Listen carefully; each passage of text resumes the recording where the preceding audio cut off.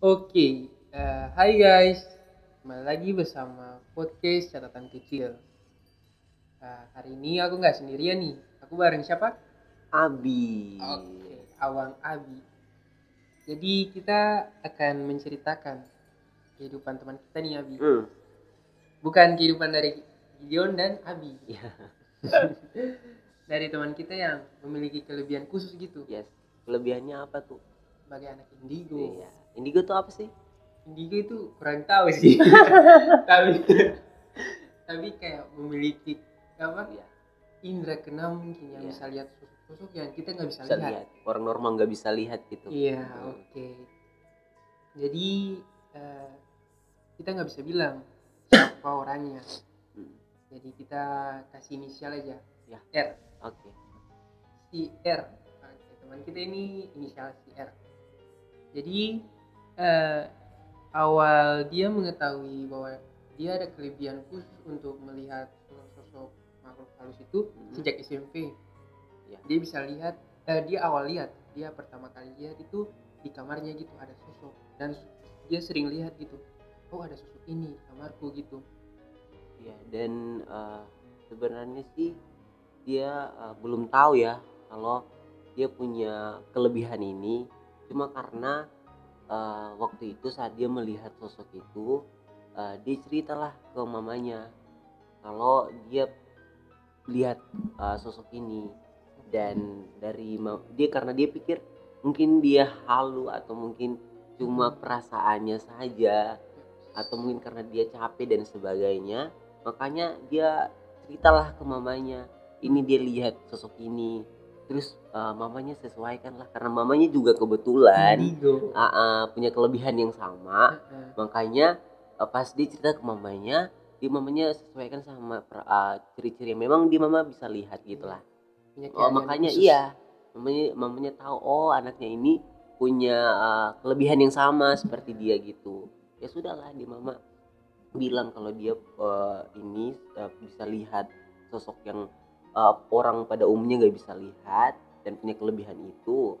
Jadi ya ya sebagai seorang mama ya di banyak cerita lamanya atau banyak kasih nasihat dan sebagainya bagaimana cara dia untuk menyikapi ketika berhadapan dengan sosok-sosok yang pada normalnya nggak bisa dilihat oleh orang normal gitu.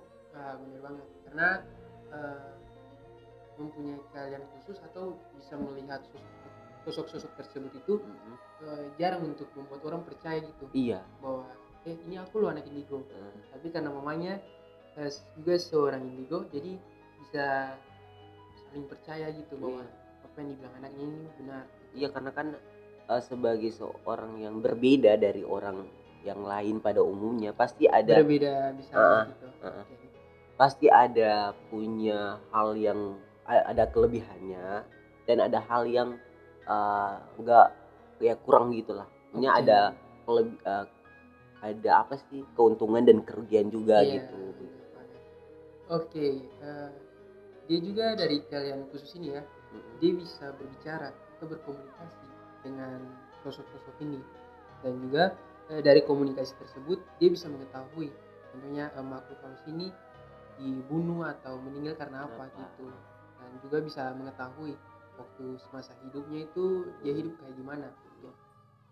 Lalu kita sempat tanya nih ke teman kita si R ini, perasaan menjadi seorang indigo itu gimana gitu.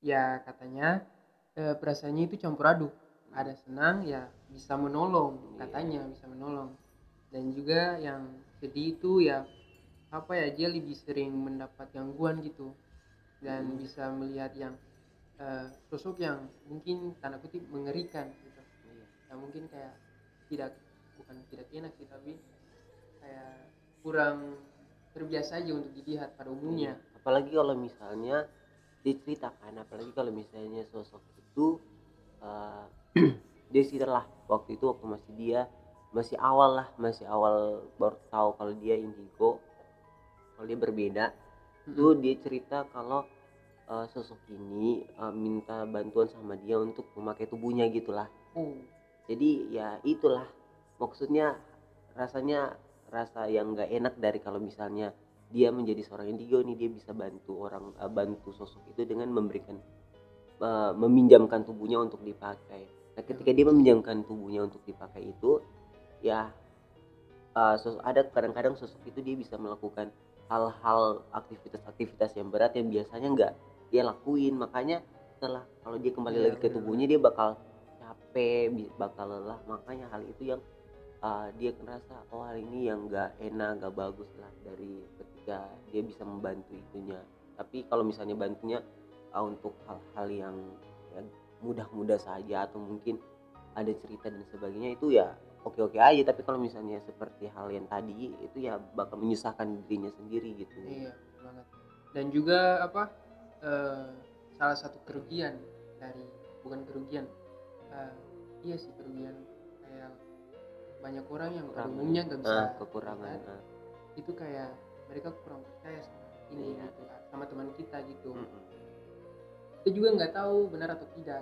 Iya. Ada ceritanya ceritanya lah. setelah nanti kita ceritakan. Oke, lalu dia sekarang lagi merantau. Yes. sama dengan aku dan Abi juga. Ya anak rantau lah. Lalu dia cerita bahwa hantu di tempat daerahnya itu dengan hantu yang di tempat rantaunya ini berbeda. Kalau di hantu daerahnya itu kayak lebih saman-saman dulu gitu. Tapi kalau hantu di tempat rantaunya di sini ya kayak pocong, kuntilanak, yang ada yang seperti sosok manusia dan banyak lah. Iya, yang masih muda juga masih ada. Ya kan tergantung budaya setempat, tergantung tempat di mana dia berada itulah. Hantunya pasti disesuaikan dengan juga sih. Bukan disesuaikan lah seperti orang-orang di situ gitu. Iya. Lalu selanjutnya apa ya? Kita juga sempat tanya lebih sering diganggu di daerahnya, atau di sini tempat rantaunya gitu. Dia bilang lebih sering diganggu di rumah yang misalnya kotanya gitu. Ya dia kayak nggak bisa tolak gitu untuk melihat mereka ketika bertemu sama sosok itu waktu di rumahnya. Tapi dia cerita bahwa ketika dia sudah di tanah rantau sini ya awalnya dia pura-pura nggak mau lihat gitu, karena kalau dia lihat dan si makhluk halus ini bisa menyadari bahwa dia bisa lihat, ya kemungkinan besar akan diganggu atau meminta tolong gitu. Apalagi meminta tolong yang buat sampai hal yang bisa membahayakan gitu. Lalu selanjutnya ada nih kayak beberapa hantu yang pernah dia lihat, ada juga yang dia sempat komunikasi. Ada juga yang ada satu wanita yang baju putih gitu kayak dress putih tapi berlumuran darah di bajunya gitu. Lalu ada kayak nenek-nenek juga di tempatnya.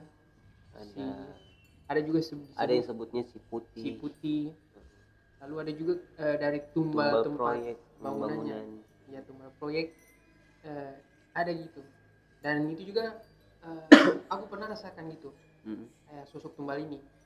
Bukan aku bilang aku anak indigo tahu tapi aku pernah merasakannya dan aku pernah lihat gitu.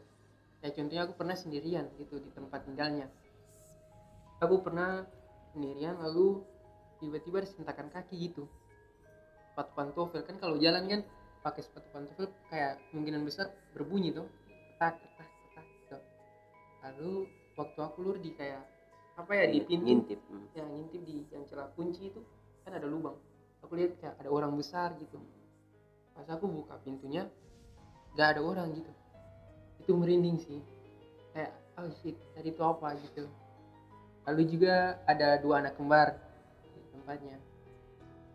Itu sih kayak lebih banyak orang muda dan lebih banyak kayak anak-anak kecil mungkin di daerah sini mungkin. Tapi kalau di daerahnya ya mungkin yang udah teman-teman dulu atau orang-orang yang terdahulu gitu. Lalu kita sempat tanya nih hal terparah pernah dialami. Yang tadi kan dia bilang ketika dia membantu arwahnya itu, membiarkan arwahnya itu masuk, meminjamkan tubuhnya ke arwah itu untuk dipakai. Nah ketika dia meminjamkannya ya kalau misalnya arwah itu melakukan aktivitas yang berat ya otomatis dia bakal capek ketika dia sadar nanti. Dan dia juga bilang bakal sulit kembali ke tubuhnya Makanya dia punya waktu itu, dia punya waktu di tempatnya itu, dia punya Sahabat sahabat teman dekat yang juga sama-sama indigo. indigo. Jadi ya ketika dia meminjamkan tubuhnya itu kepada arwah itu ya, ketika dia mau kembali ke arwah ke Ke tubuhnya tubuhnya. lagi, ya temannya itu yang bantuin untuk Iya. mengembalikan dia ke tubuhnya itu. Ya, benar banget. Karena eh, yang aku dengar dari dia bahwa awalnya itu arwah ini cuma meminta tolong, tapi mungkin karena rasa enak ingin hidup Iya. kembali sebagai manusia, arwah yang si makhluk halus ini mengelawan dia gitu, melawan Iya. arwah temanku. Jadi sulit gitu waktu dia mau kembali, harus ada bantuan. Ya begitulah. Jadi ya apa namanya, lebih dan kurang dari indigonya. Ini Iya, bahayanya ya seorang yang iya, indigo kalau misalnya membiarkan arwahnya masuk. Kalau apalagi kalau nggak, sulit untuk mengembalikan dia kembali ke tubuhnya, dan kalau nggak ada teman yang bisa mengembalikannya itu ya bakal bakal sulit dan bisa bahaya banget sih. buat nyamannya. Jadi itulah hal yang sebenarnya kalau misalnya punya teman-teman yang indigo ya sebaiknya kalau belum terlalu expert ya ya gitulah dalam ini, ya jangan melakukan hal-hal yang bisa Iya, membahayakan benar. diri juga seperti itu. Dia juga cerita ke mamanya yang indigo. Mm-mm. Lalu apa? Mamanya marah gitu. Ya pastilah. Karena mamanya kan punya banyak pengalaman dari dia gitu. Mm-mm. Jadi mamanya lebih takut gitu kalau nanti anaknya bakal dari indigo atau keahlian atau ada khusus gitu, Mm-mm. tindak keenam atau apa yang aku nggak tahu, yang bisa membahayakan nyawanya gitu.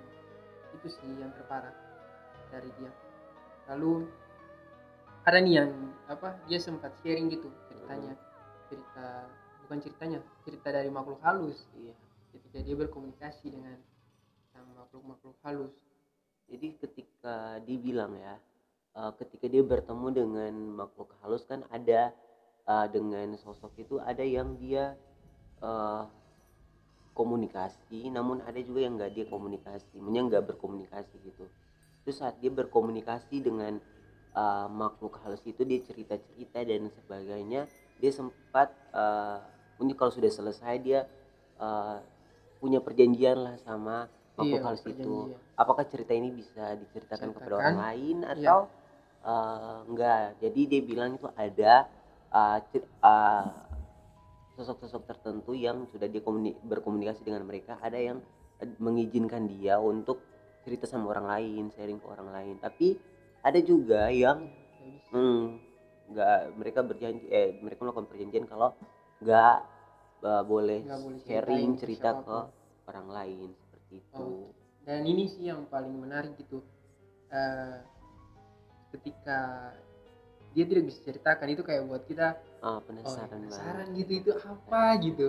Tapi ya itulah, dia kan Iya, kita menghormati, dia menghormati yang ya si orang sosok sosok itu, si sosok sosok si itu. sosok makhluk halus yang bisa sharing buat sharing mungkin kisah hidup dari makhluk halus tersebut waktu dia hidup. Oke, jadi ada dua cerita nih. Ada dua cerita dari Yang dibilang bisa diceritakan ke iya. orang lain dan diceritakan kepada kami. Oke, jadi eh, ada dua cerita. Tapi mau cerita yang pertama atau apa? Sama aja. Oke, jadi yang cerita pertama ini dari tempat tinggalnya. Cerita itu ada sosok wanita gitu. Sosok wanita ini kayak kepala keras kepala, keras kepala. Lalu waktu itu dia sedang kerja tugas waktu subuh. Jam 3-an. Jam 3 gitu. Lalu tiba-tiba dia ada lihat sosok gitu di kamar mandinya. Lalu dia datang ke sosok itu. Dia awalnya kira itu kayak orang, tapi nggak mungkin lah gitu. Lalu dia tanya, kata asal dari mana, kenapa bisa meninggal, atau kenapa ya meninggal atau mati lah. Meninggal sih, kalau mati kan binatang.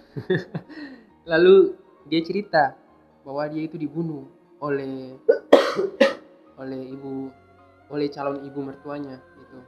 Karena Calon mertuanya. oh iya, calon mertuanya, ibu mertua.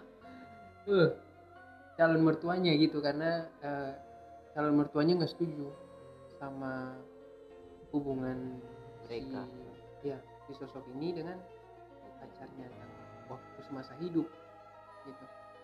Dan keluarga cowoknya ini tinggal berdekatan gitu dengan si Tempat. R ini gitu. Jadi ya dia kayak keras kepala, dia sering pakai pakaian yang di jemuran. Mungkin karena si R ini di kos-kosan atau apa kita nggak bisa bilang gitu. Tapi ya itu dia sering pakai pakaian yang di jemuran. Si R ini udah marah gitu, maksudnya kalau mau ditolong ya bilang apa gitu. Tapi kalau nggak mau ya jangan diganggu gitu. Cuma ya keras kepala yang si wanita ini. Oke, lalu yang kedua. Jadi cerita itu suatu waktu, suatu hari, nah, kebetulan juga dia ini mahasiswa kesehatan. Jadi saat itu dia lagi magang di satu rumah sakit, dan itu shift malam, dinas malam. Jadi dia cerita waktu itu dia punya ya ada hal yang mau dikerjain lah untuk pergi ke suatu ruangan gitu. Jadi kebetulan rumah sakit ini dia berlantai, rumah sakitnya berlantai, sehingga mobilisasinya tuh biasanya pakai lift gitu. Jadi pas uh, dia mau ke ruangan itu, ruangan yang dia mau tuju ini, udah dia masuk ke lift, terus sampai di suatu lantai dia keluar, maunya lantai yang mau dia pergi itulah ceritanya. Jadi pas sampai di situ dia ketemulah sama seorang ibu-ibu gitu. Dan ibu-ibu itu memang Tenaga medis. tenaga kesehatan juga. Jadi dia pakai seragam ya tenaga kesehatan, ada lagi membawa tempat tidur pasien juga gitu. Ya udah, dia ketemulah sama si ibu-ibu itu. Lalu yang ibu itu tampaknya sangat senang karena bertemu sama dia ini. Iya, dia kan awalnya dia awalnya mengira bahwa ibu ini manusia gitu. Ya, jadi awalnya itu dia masih mikirnya ini manusia lah.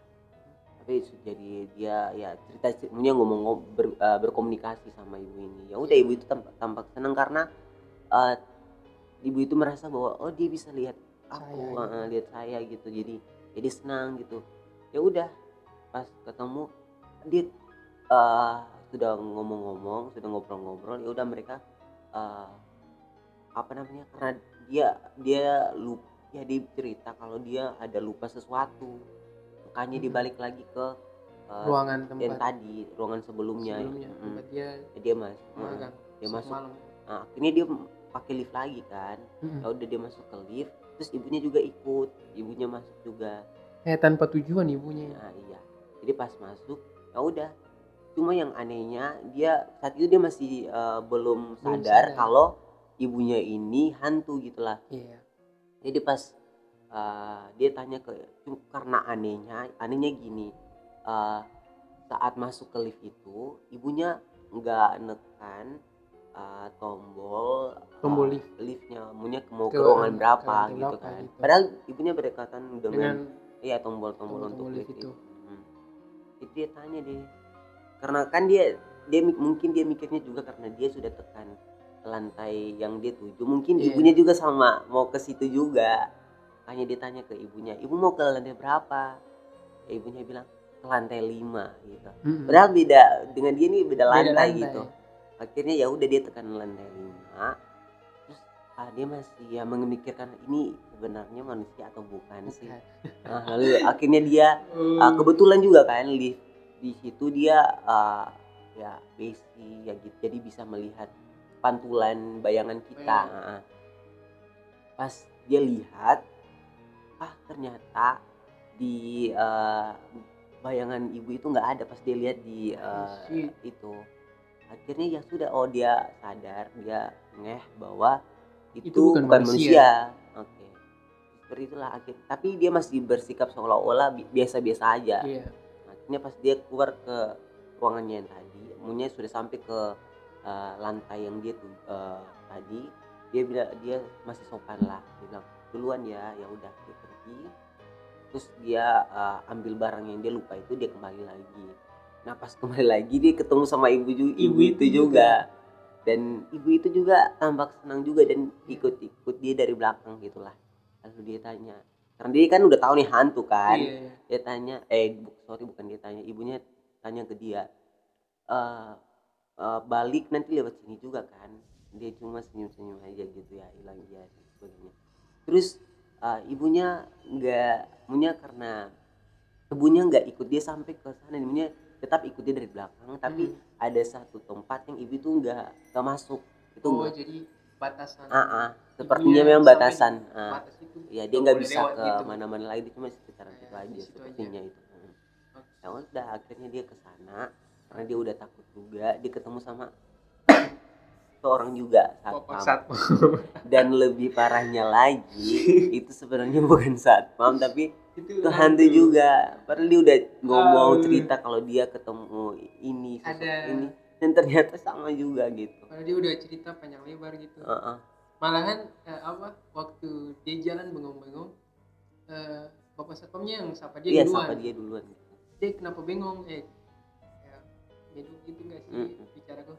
Dia kenapa kamu kayak diam-diam gitu, kayak kebingungan gitu.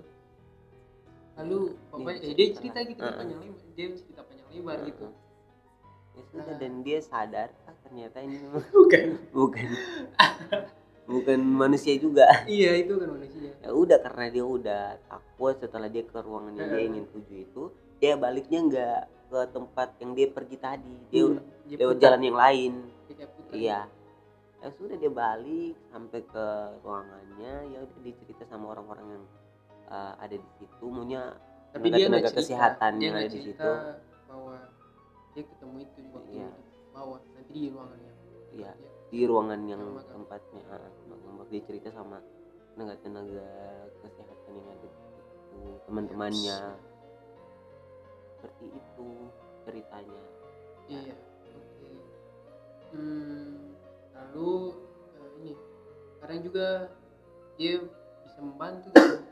Kadang dia bisa membantu. Iya, seperti yang tadi toh. Iya. Dia yang aku senengnya sih di situ sih. Maksudnya kelebihan dari yang dia punya ini, dia bisa membantu yang menolong, membantu yang lain. Menolong manusia tapi halus. Tapi ya aku rasa ini nice, bagus sih. Maksudnya ya selain dia punya kelebihan, dia punya walau ada kekurangan tapi dia ada kelebihannya di situ. Bisa membantu yang lain, walaupun ya membantunya itu membantu makhluk halus gitulah. Mungkin menyampaikan pesan yang yang masih hidup, saudaranya dari soalnya dicerita makhluk halus ini, sosok ini mereka bergentayangan karena ada hal-hal yang atau ada misi-misi yang perlu mereka kerjakan, sehingga mereka mesti bergentayangan gitu. Ya udah, memang ada misi-misi yang dia ini bisa ini bisa bantu, cuma ada hal-hal yang dia nggak bisa, karena mungkin karena keterbatasan kemampuan, atau mungkin ada hal-hal yang memang sebenarnya dia nggak bisa bantu gitu. Iya. Itu sih dari cerita teman kita gitu. Percaya atau nggak percaya itu berpulang lagi ke kepercayaan teman-teman masing-masing. Cuma kalau menurut kalau dari aku percaya karena ya ada ceritanya, aku nggak bisa cerita juga. Dan mungkin dari Gideon ada ini punya bagaimana sampai kamu bisa percaya sama dia gitu. Karena aku sebenarnya sih percaya karena aku tertarik sama hal-hal yang seperti ini yang buat kayak penasaran gitu. Terus pas dia cerita dan ke yang aku rasakan juga sinkron, padahal dia nggak tahu sih sebenarnya yang, padahal aku cuma bilang aku merasa lihat ini merasa lihat ini dan dia cerita ciri-cirinya sama seperti yang aku rasakan gitu. Jadi ya benar, berarti memang betul sih orang-orang seperti ini ada, dan dunia makhluk percaya dan nggak percaya, dunia dimensi lain atau makhluk halus ini, sosok-sosok ini ada gitu. Dan hidup memang berdampingan dengan kita, cuma kita yang nggak sadar, nggak tahu kalau mereka itu ada. Dan itu berpulang lagi sih ke kepercayaan teman-teman masing-masing, yang mau percaya atau enggak itu berpulang gitu. Kalau dari aku sih ya itu ketika aku lagi sendirian. Oh. Kok bertele-tele sih? Aku lagi sendirian waktu di tempatnya gitu. Yang aku lihat sosok besar tadi yang aku ceritakan. Aku lihat dari lubang kunci di pintu. Iya. Ternyata itu adalah tumbal gitu di bangunan itu. Ya aku awalnya belum bilang ke dia bahwa sosoknya kayak besar, tinggi, hitam gitu. Tapi dia yang tiba-tiba cerita gitu, ciri-cirinya gini, dan itu kayak sinkron gitu. Itu yang membuat aku kayak, wih, merinding sih. Oh, ternyata yang aku lihat itu adalah tumbal bangunan itu gitu. Itu sih yang paling parah dari aku. Dan benar sih kata Abi bahwa kita nggak bisa paksa kalian yang sedang mendengarkan bahwa ini adalah cerita yang nyata atau apa. Kita nggak bisa berpulang dari teman kami cuma kalian, sharing aja apa yang teman kita ini ceritakan, dan kami juga pengen ceritakan kepada teman-teman, tapi semuanya itu berpulang lagi ya ke kepercayaan teman-teman masing-masing gitu. Iya, karena mungkin juga biasanya di catatan kecilku ini aku ada cerita tentang asmara atau kehidupan seseorang, kehidupan asmara juga, tapi ini lebih ke kehidupan yang horor gitu. Dan kebetulan aku suka hal-hal yang berbau gitu. Seperti ini kan. Jadi ya aku ada di sini sama Kak. Dan aku juga sedikit takut sih waktu dengar yang si R ini cerita ke aku. Jadi ya udahlah, aku dengan Abi gitu yang cerita ke kalian gitu. Oke, dari Abi ada lagi? Aja sih.